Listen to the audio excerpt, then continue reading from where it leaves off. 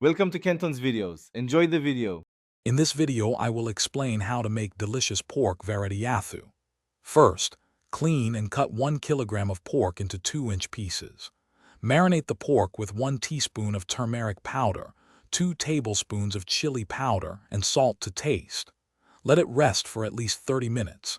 Then, add 2 tablespoons of ginger garlic paste and a few sprigs of fresh curry leaves to the marinated pork. Next, transfer the marinated pork to a pressure cooker. Add about 1/4 cup of water as the pork will release its own juices. Cook it for 3 to 4 whistles or until the pork is tender. Be careful not to overcook it. Once cooked, separate the tender pork pieces from any excess liquid, reserving the liquid for later use if needed.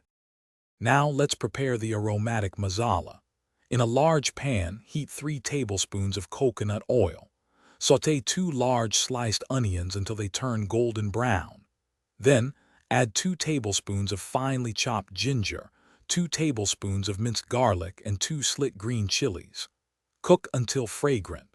Stir in 2 tablespoons of coriander powder, 1 teaspoon of garam masala, and 1/2 teaspoon of black pepper powder.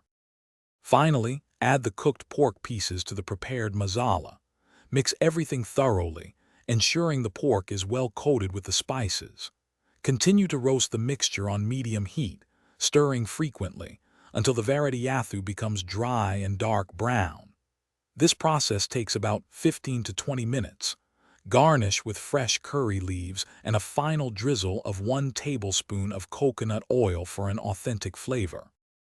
Thanks for watching. Consider subscribing if we helped you.